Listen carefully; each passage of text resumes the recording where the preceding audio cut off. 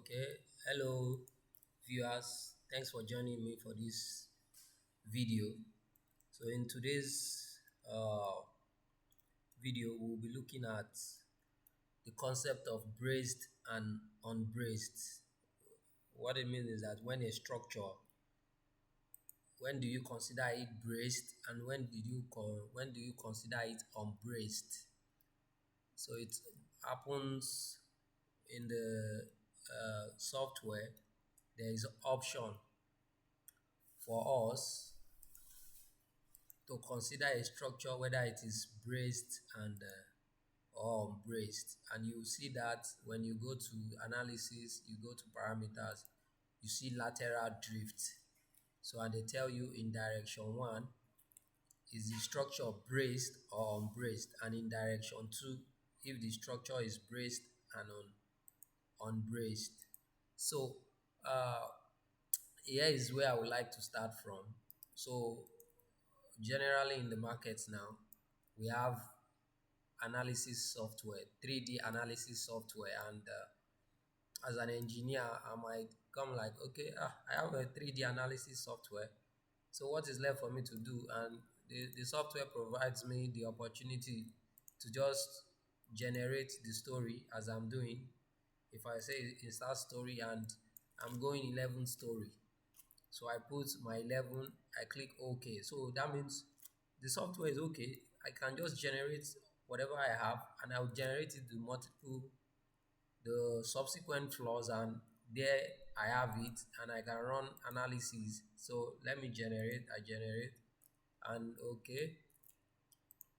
So if this is the already defined floor, which is floor one, so I want to generate it to other story, and I say generate, and I select all the floors that I want it to generate to. I'm using it as an example. So I want to generate from story one. I'm generating to story two, three, four, five, six, up to the last story. For example, I click OK. So all the floors are generated in one go.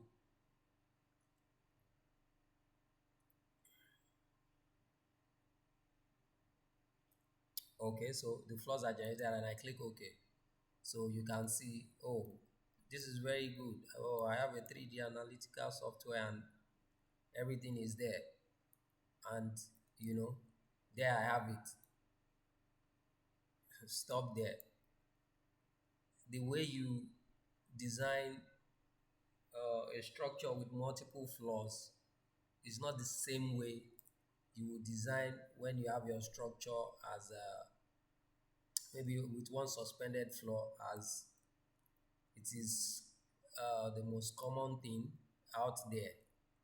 But that notwithstanding, in the Nigerian construction space now, there are many developers that are springing up, and you will agree with me that the use of space is highly in demand now, and it's just a matter of time. There won't be much land left, to expand. Then the result of that effect is that people will be going vertical.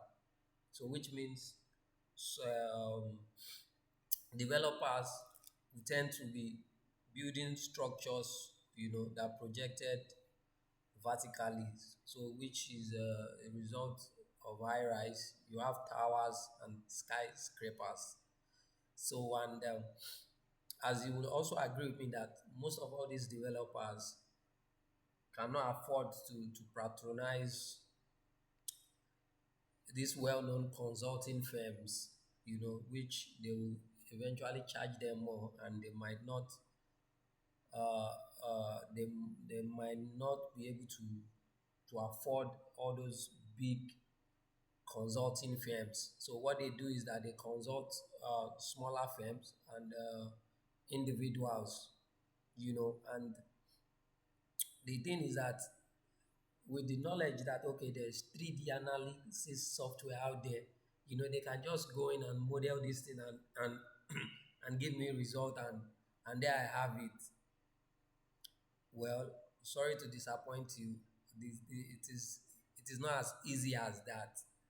So the my recommendation is that for any engineer out there, which opportunities will be coming your way in no distant time, and you want to take on that kind of challenge, it is very important that you consult references and you also consult senior colleagues who have done something related in the time past. So uh, it is not just for you to get into the software and you model and you just generate story and you run the analysis and you tell yourself that you have come up with a design without the proper foundational knowledge of how the dynamics of that kind of structure is and what is required of you. So it is always good to consult references. And the Concrete Center is an institute, an establishment in the UK. So they publish publications oftentimes. Some of them are free, some of them you have to pay. And you can see this is tall buildings, structural design of concrete buildings up to 300 meters tall. So this is uh, one reference out of many references that I have.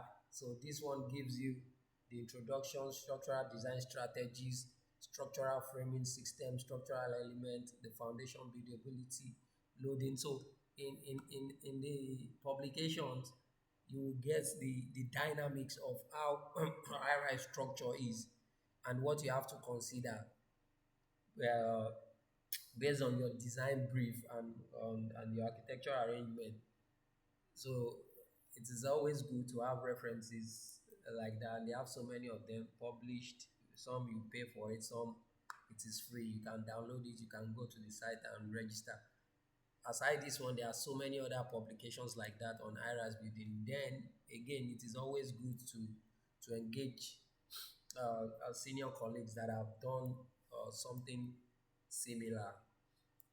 So it's very, very important that you as an engineer you arm yourself with this fact and knowledge. So when you have braced and unbraced, now for a medium rise structure, let me open. No, I don't want no new cancel. For a medium rise structure, yes, you might have the case whereby you have to specify whether your structure is braced and being unbraced. Okay, before this open, let me just go ahead and explain. Now, when you say your structure is braced, mind you, we have in direction one and in direction two. Okay, let me just use this to explain. Now, your direction one is like this, and your direction two is like this. So this is your direction. Don't mind the F1 and F2. I'm just using it as a representation. So your direction one is in the horizontal in the software, while your direction two is in the vertical, which is the y-axis, and this is the x-axis. Let's use that notation. So when you are saying your structure is braced, what it means literally is that you are providing bracing elements in your structure. So in your structure, the bracing element can either be in form of shear wall or core wall, which is the wall that bounds your lift shaft, and not necessarily lift shaft. Yes, they provide it around the lift shaft, but there are some cases whereby your core wall, you have to consider your structural, your architectural arrangement, which means you have to consider the length and breadth of the building and consider the center of gravity of that model that you have. So that will help you locate your core wall. So don't take it literally that it means that it has to be around the lift shaft. So we have to understand the concept that the core wall is a form of bracing system for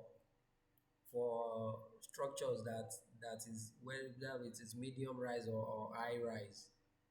So have that in mind. Let it not be like okay, it must be around the lift shaft. So you can use shear wall. Then the action of your stairs also can serve as a bracing for your structure in whatever direction the stairs is arranged. So have it in mind as well that your bracing element is most times always parallel to the force of action. So which means if you have a lateral force that is acting on the structure in this direction, this is your bracing element in that direction to brace your structure against that lateral force. So it's always parallel to the force acting your bracing element. So same thing in this direction. You can see this is the bracing element that is resisting this lateral force coming from this direction. So it's always parallel.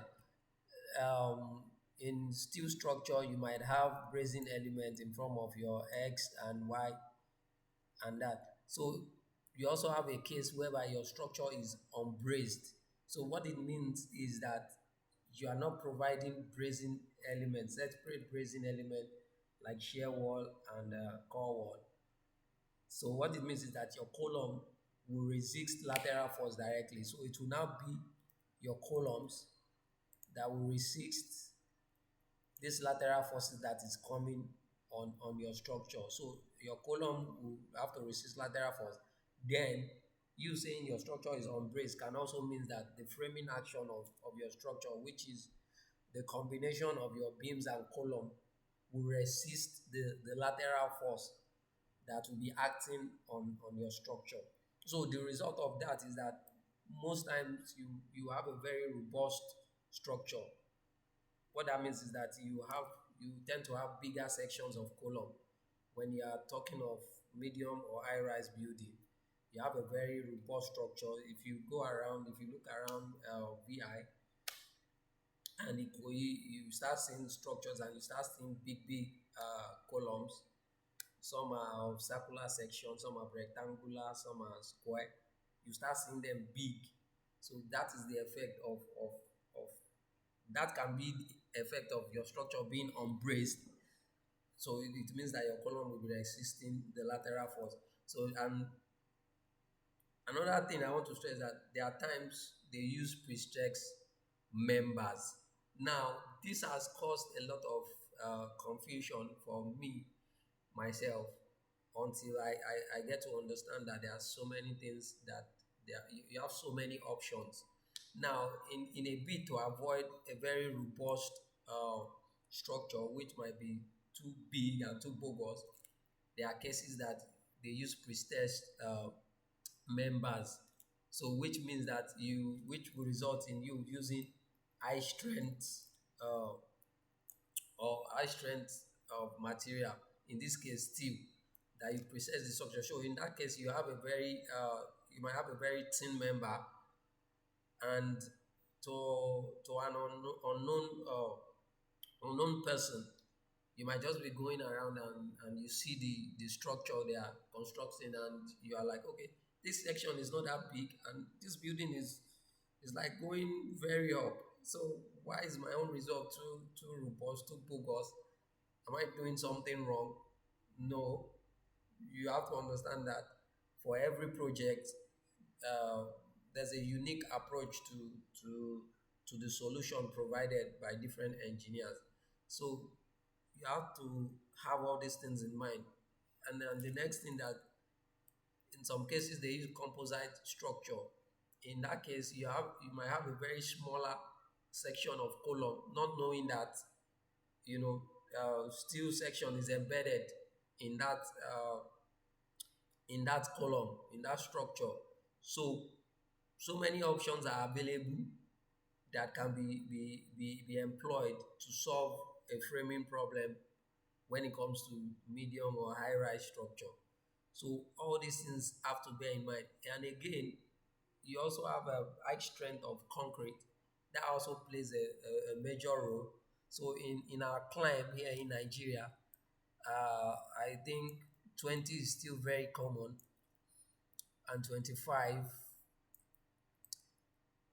so take example of a new developer that is just going into developing uh, real estate, and they are going to medium or high rise level structure, and you as the engineer, when you consider the cost of 25, or even let's say 30, grade 30 of concrete, or 40, 42 of concrete, by the time you come up with the design, and the developer like, the cost of this is just too much. So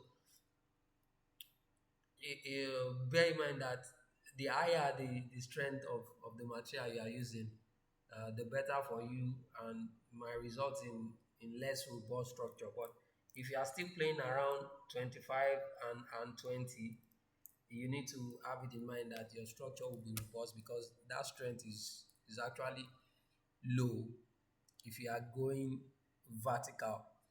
So in the end, all these parameters plays major role in the eventual result of your framing, uh, uh, elements that you employed in your structure. So all these things play major role. So, and you as an engineer, you need to have all these things as your criteria when you take up your next project from medium to high rise structure. I will stress again, it is very important you avail yourself of the necessary literature for you to understand the dynamics of high rise structure, and also engage someone who is well experienced in that aspect before you can say you want to jump into the software, and you say you can do high rise. So it is very, very important. Now, let me now open one structure that I've made before and show you some of all these braced and braced. Okay, I click OK. Okay, wait for it. Let the structure load. Okay, okay. Now, I have a structure here that I've modeled before. So let me go to the plan view so that you see what I'm saying. Okay. Now, from what I've explained here, you see that your structure is braced or unbraced. Now, in the previous model that I just uh, duplicate the story. Now, in this case, I have a structure like this. And now on this side, I have beams, columns as a framing member. And now on this side, I only have columns. So on this side, I'm employing flat slab construction, while on this side, I'm employing beam and slab kind of construction. So uh, the general thing is that depending on the kind of architectural arrangement that you have, that will determine the kind of element you will employ in your structural arrangement. So if you go ahead and read literature, you will see where they make cases for the different options that you have, whether it's beam and slab kind of construction, whether it's flat slab, whether it is rib slab, depending on your architectural arrangement and what you want to achieve, considering the aesthetics as well, and every other factor that is necessary for you to consider. So you might have, it's either a combination of this option or one of it, whichever best suits the architectural layout of the structure. So you need to consider that as well. So in this case, I have model shear wall in this direction, shear wall in this direction. So to cater for the forces that are affecting my structure from this direction. and I also have one here and I have one here. Mind you, I'll stress again, your architectural arrangement will dictate uh, how you position your bracing element for your structure. So you can see I also have a core wall here that is bounding my leaf shaft, which will also help in bracing my structure against lateral forces that will be acting on it. Now you can see I took time to model the staircase as well, which also will act as a bracing element on my structure. You can see this is the staircase coming from here up to this level. So the staircase also will also act as a bracing element. So depending on whatever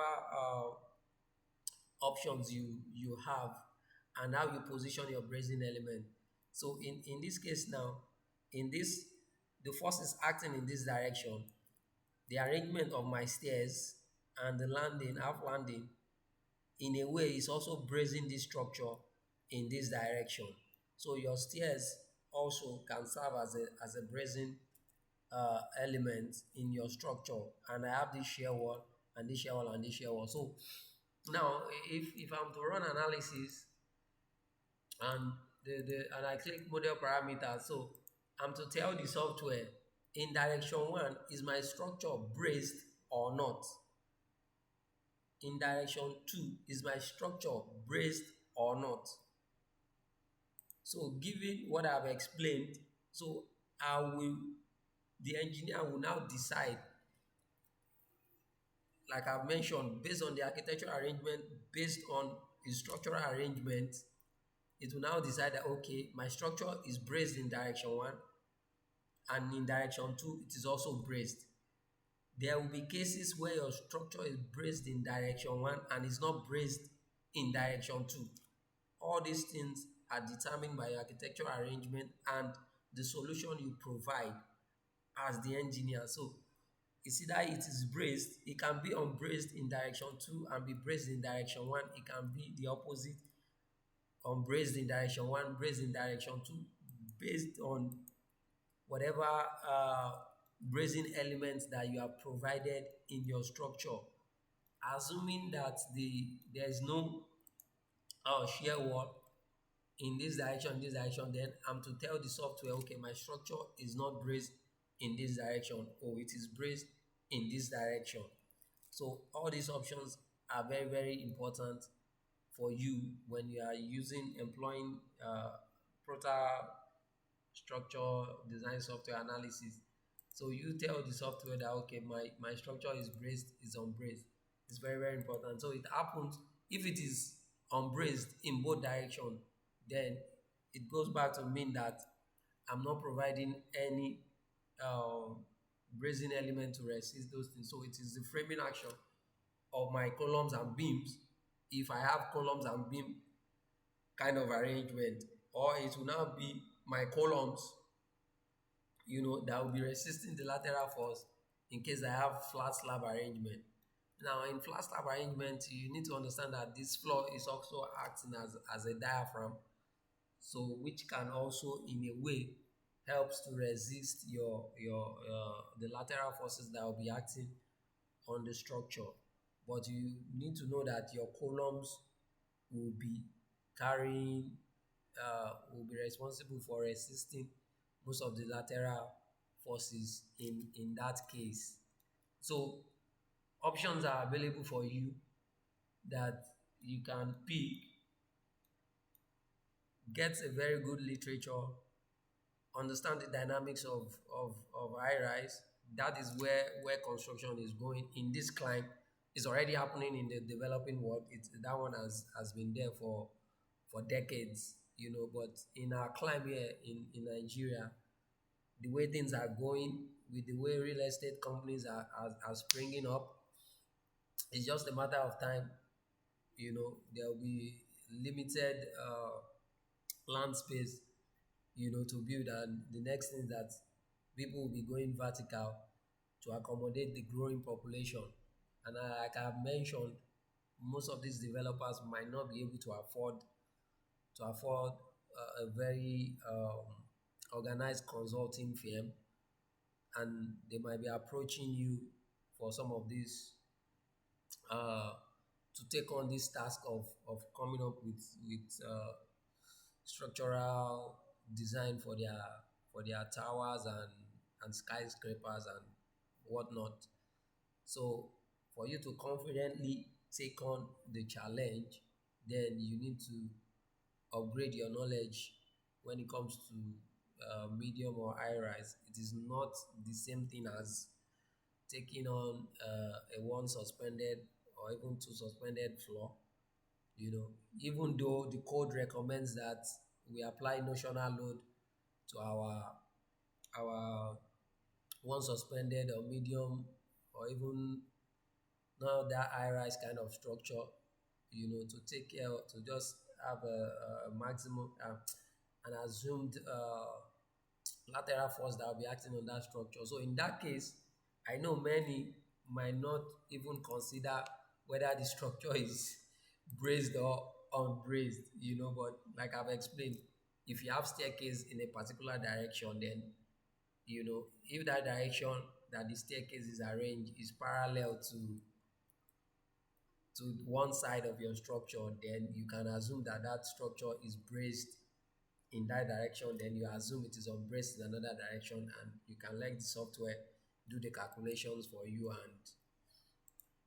and you know, apply the notional load, and it will come up with a desired result for you that okay, your column in this direction will resist the lateral force, and you have a design that best reflects your intentions. So uh, then again, yeah, they will be coming to you. They can't afford the big guys, so they will look for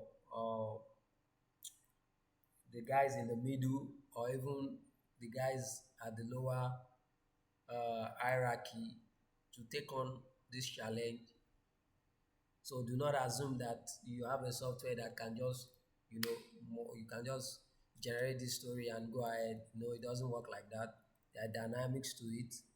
So update your knowledge, and I would suggest you start practicing so that when the opportunity come, you can confidently say, okay, I will take on this challenge, and of course, get somebody who has done something similar like that, and you'll be good to go.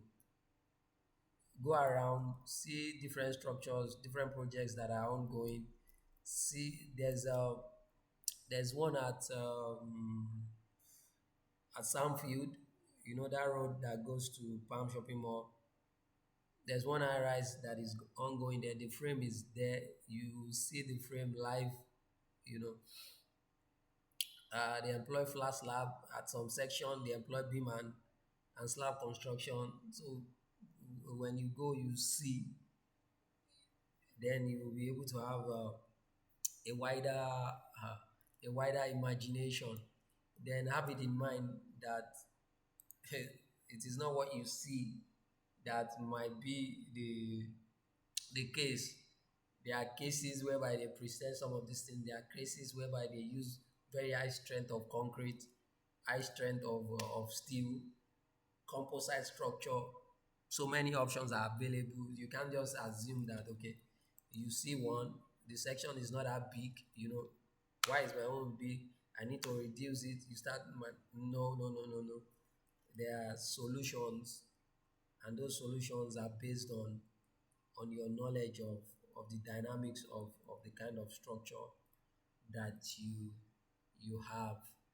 So I hope I've been able to communicate my observation and my little experience that I've garnered over in the course of time. Then I will quickly want to address in my previous video, sorry, uh, somebody asked me question that is there need for him to check column punching chair. So let's go to that structure. I still have the structure. Okay. So yeah, this is the structure. Let's change. Yep. Okay, so the person asked if there is need to check punching chair, at the point where this column sits on this slab. Uh, I would say yes and no.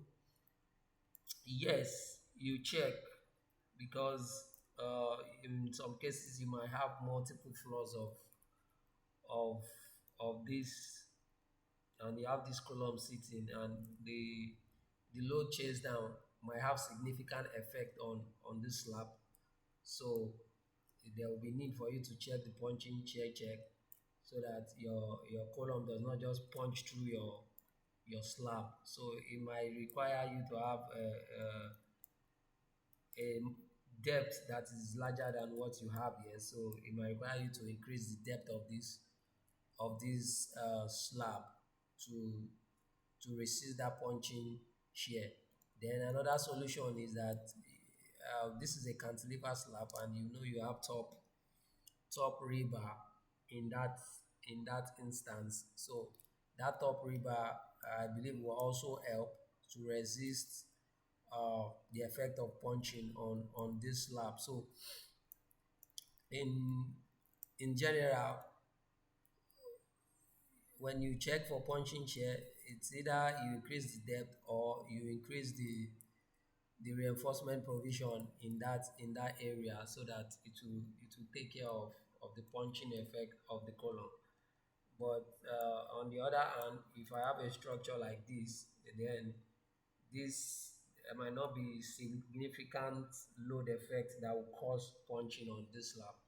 So me just designing my slab being cantilever with the necessary reinforcement and the necessary depth might just be sufficient to resist the punching effect of this slab. So that is all I have for you in this video. Join me in the next video for the continuation. Thanks for joining. And before I go, like I've always said, the software is for automation. You have to do the engineering aspect yourself as a designer. I'll always have that in mind. Thanks for joining me for this video. I'll see you in the next video.